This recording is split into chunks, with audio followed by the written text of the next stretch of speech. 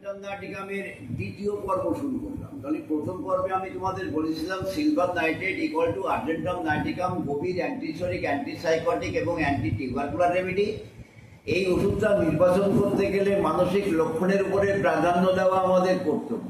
আক্রান্ত স্থান হিসাবে আমরা স্নায়ুযন্ত্র, শরীরের শিরঝিল্লি এবং পেশিসঙ্গ বা হজম যন্ত্র, এই সমস্ত অঙ্গগুলি আক্রান্ত হয়।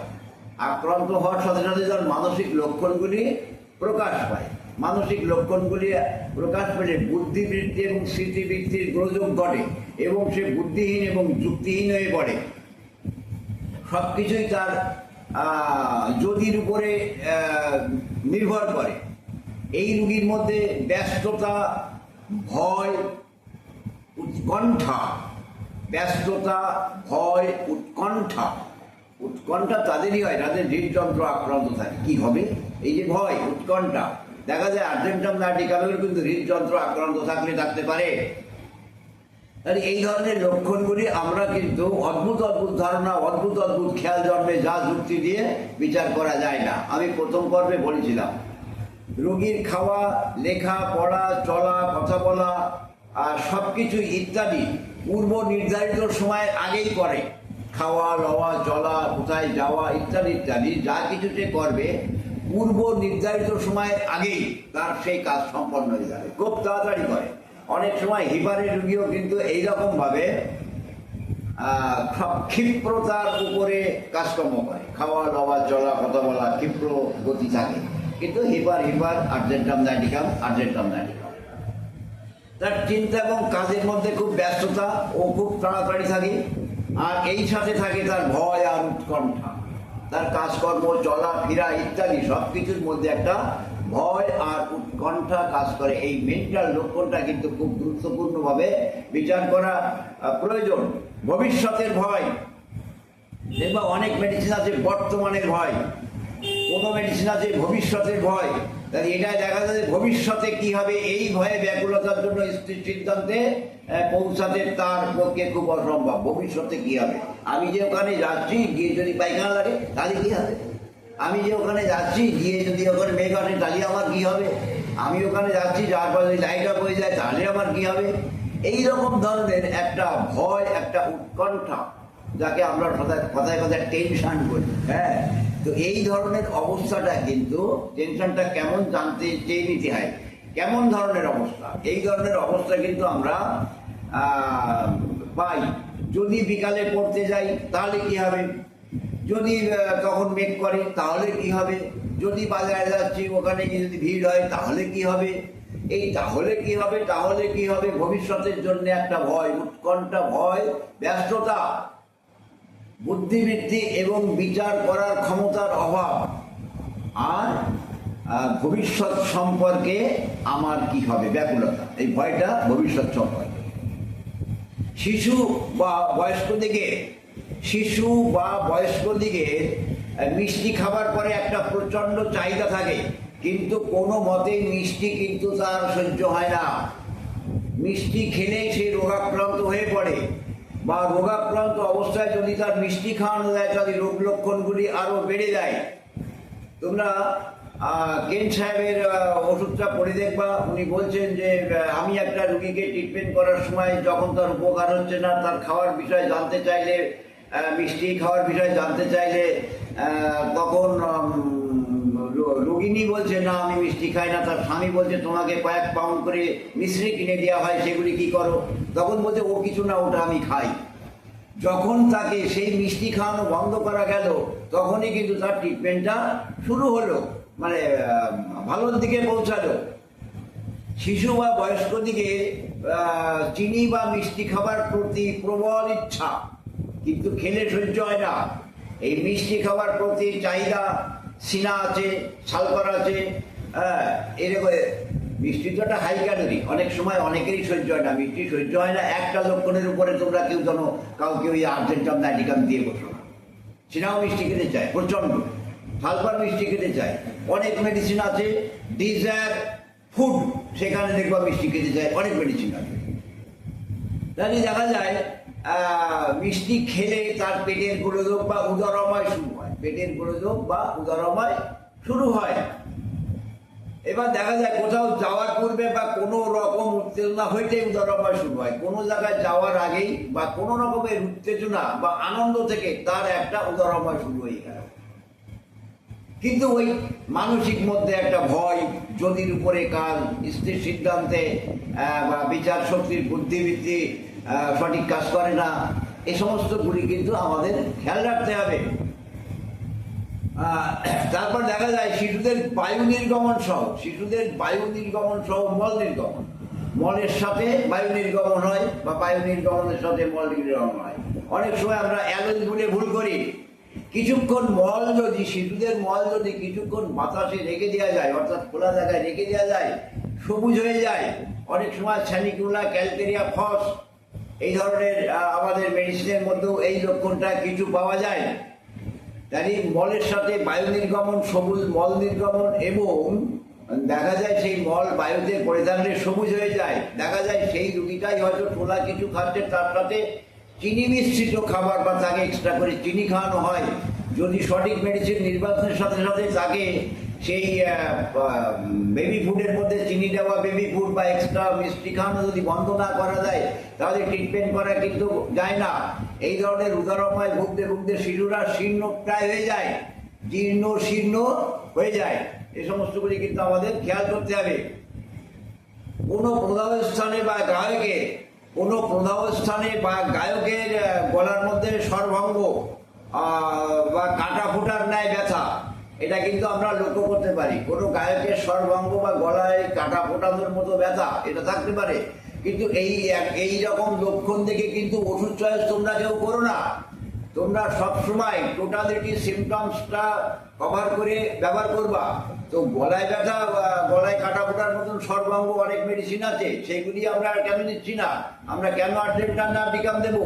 কোন লক্ষণের উপরে বেসিক করে আমরা আর্জেন্টাম নাইটিকাম নির্বাচন করব?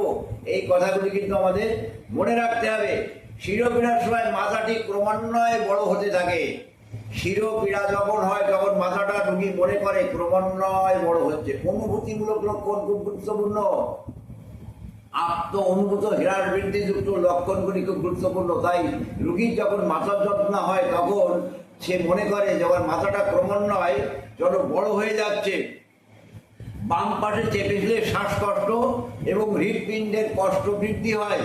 বাম পাশে চেপে দিলে শ্বাসকষ্ট এবং হৃৎপিণ্ডের কষ্ট বা বুক ধড়ফড়ানি প্যালপিটেশনটা তার বৃদ্ধি হয়। সকল প্রকার গরমে জনতার ভিড়কে সে ভয় করে, অর্থাৎ তাহলে কি পেলাম? গরম কাতর পেলাম। রুগীটা গরম কাতর, জনতার ভয়। বাসের মধ্যে উঠলে তার বুক ধড়ফড় করে, জনতার মধ্যে সে যেতে চায় না। অনেক সময় অ্যাকোনাইটের কথাও মনে হতে পারে, কিন্তু অ্যাকোনাইট তরুণ রোগ, এটা কিন্তু খুব গভীর ক্রিয় মাইজমেটিক মেডিসিন। আমরা শিরোপীড়ার সময় মাথাটা ক্রমান্বয়ে বড় হওয়ার ন্যায় অনুভূতি, বাম পাশে চেপে শুলে তার শ্বাসকষ্ট এবং বাম পাশে চেপে শুলে তার হৃৎপিণ্ডের একটা ধড়ফড়ানি শুরু হয়। জনতার ভিড়কে উপেক্ষা করে, জনতার ভিড় পছন্দ করে না, আর গরম পছন্দ করে না। উদরে বায়ু সঞ্চয়ের পথে বায়ু সঞ্চালনে, উদরের বায়ু সঞ্চয়ের সাথে পেটে যদি বায়ু সঞ্চয় হয় তাহলে প্রচন্ড উচ্চ শব্দে ঢেকুর ওঠে। পেটে বায়ু সঞ্চয় হলে উচ্চ শব্দে ঢেকুর ওঠে। অনেক সময় কারো ভেজেও এরকম ঢেকুর থাকে। অ্যাসাটিকিডা বলে একটা মেডিসিন আছে, হিং থেকে তৈরি, সেখানেও কিন্তু আমরা লক্ষ্য করতে পারি এইরকম ধরনের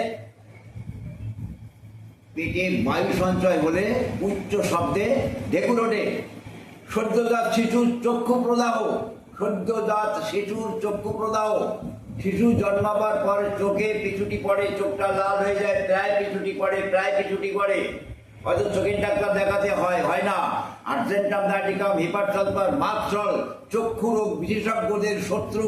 অর্থাৎ এই ধরনের মেডিসিন দিয়ে আমরা চক্ষু রোগের বহুলাংশ রোগ ট্রিটমেন্ট করতে পারি। আচ্ছা, পিছুটিতে বুঝে যায় এবং কনিনিকায় ক্ষত হয়, চোখের কোণে আমাদের ক্ষত হয়, চক্ষু প্রদাহ হয়। সদ্যজাত শিশুর চোখ ওঠা, চোখ দিয়ে পিছুটি পড়া, এখানে কিন্তু আমরা আর্জেন্টাম নাইটিকামের কথা মনে করতে পারি। আমরা মাকসলের কথা মনে করতে পারি, আমরা হিপারসালফারের কথা মনে করতে পারি, আমরা পাজুল্লার কথা মনে করতে পারি। গলা ও জরায়ু ক্ষত হইতে রক্তস্রাব, গলা এবং জরায়ু ক্ষত হইতে রক্তস্রাব। জরায়ুটাকে অনেক সময় পুড়িয়ে দেওয়া হয় অ্যালোপ্যাথিতে এই সিলভার নাইট্রেট দিয়ে, যার পরবর্তীতে ক্যান্সার হওয়ার একটা বিশাল সম্ভাবনা থেকে যায়। তারপরে আমরা সহবাসকালে রক্তস্রাব এবং বেদনা, সহবাসের পরে বা সহবাসকালে জরায়ু যন্ত্র থেকে আমাদের রক্তস্রাব হয়, এটা কিন্তু আর্জেন্টাম নাইটিকামের একটা ভালো লক্ষণ। গলার মধ্যে ক্ষত হয় বা জরায়ু হইতে রক্তস্রাব হয়। আমরা রোগী ঠান্ডা খাদ্যদ্রব্য, কুলপি, বরফ আর ঠান্ডা জল পান করতে চায়। ঠান্ডা খাবার আর ঠান্ডা কুলপি, ঠান্ডা জাতীয় খাবার, মিষ্টি জাতীয় খাবার পছন্দ করে, তবে মিষ্টি সহ্য হয় না। তাই এবার দেখা যায় রোগী ঠান্ডা খাদ্যদ্রব্য, কুলপি, বরফ, ঠান্ডা জল পান করতে চায়।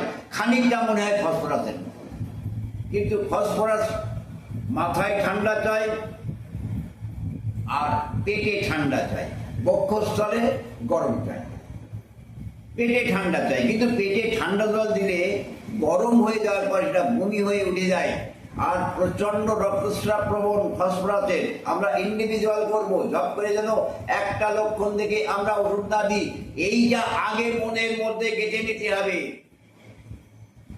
অতিরিক্ত মানসিক পরিশ্রমে অকাল বার্ধক্য, অতিরিক্ত মানসিক পরিশ্রমের ফলে অকাল বার্ধক্য আচ্ছা শুরু হলে তখন বিবেচ্য। অতিরিক্ত মানসিক পরিশ্রমে মাস্টার, উকিল এই জাতীয় যারা প্রবল মানসিক পরিশ্রম করে তাদের অকাল বার্ধক্য। এই ধরনের অকাল বার্ধক্য অবস্থায় কিন্তু আমরা আর্জেন্টাম নাইটিকামের কথা বিচার করতে পারি। শিশুদের মধ্যেও কিন্তু আমরা অকাল বার্ধক্য পাই, লাইকোপোডিয়াম, আয়োডিন, ন্যাট্রামিউর, স্যানিকিউলা, ক্যালকেরিয়া ফস, এদের সাথে কিন্তু আমরা তুলনা করে দেখতে পারি। তারপরে আমরা আর্জেন্টামের মানসিক লক্ষণ মিষ্টি খাওয়ার প্রবল ইচ্ছা সত্ত্বেও সহ্য না হওয়া এবং হেয়ার বৃদ্ধি। তাই আর্জেন্টাম নাইটিকামের মানসিক লক্ষণ মিষ্টি খাওয়ার প্রবল চাহিদা, সহ্য না হওয়া। তাই মানসিক লক্ষণটা মিষ্টির প্রতি প্রবল চাহিদা, চাহিদা ওই খায় না, প্রবল চাহিদা, কিন্তু খেলে সহ্য হয় না। এক আর এর মডালিটিস।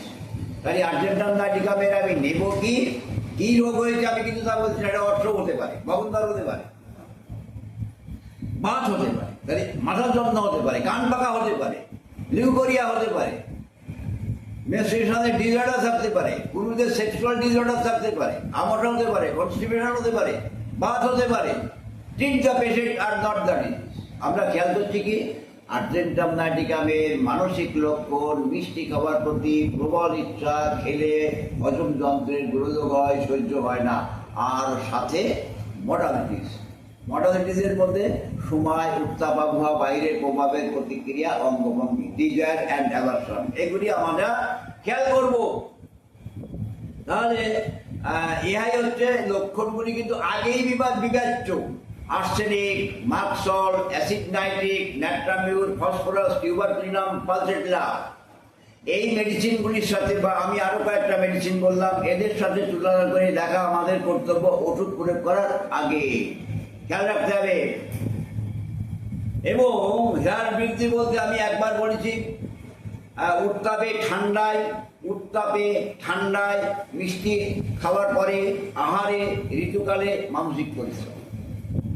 মানসিক পরিশ্রমে, ঋতুকালে সহবাসে, গরমে, উত্তাপ আবহাওয়ায় এবং মিষ্টি খেলে রোগ লক্ষণগুলি বাড়ে। আর উপশম কি নির্মল ঢেকুর তুললে উপশম বোধ করে, নির্মল বায়ুতে শীতল জলে স্নানে, চাপনে এবং চাপিয়া মাথা বাঁধলে, যে মাথা বড় হওয়ার অনুভূতি যদি মাথাটা যদি বাঁধা দেয়, গামছা যদি টাইট করে বাঁধা দেয় একটু আরাম পাওয়া যায়। চাপে উপশম, নির্মল বায়ুতে উপশম, ঢেকুর তুললে উপশম, শীতল জলে স্নান করলে উপশম। এই যে মডালিটিস, এটা কিন্তু আমরা খেয়াল করব। তরুণ রোগে 30-200 যথেষ্ট, তরুণ রোগে 30-200 যথেষ্ট, কিন্তু পুরাতন যদি হয় তাহলে আমি 1000, 10,000, 50,000 পর্যন্ত ব্যবহার করার কথা বলতে পারি এবং আমি ব্যবহার করে দেখেছি, উৎকৃষ্ট ফল হয়। কাজে আশা করি বোঝা গেল আর্জেন্টাম নাটিকাম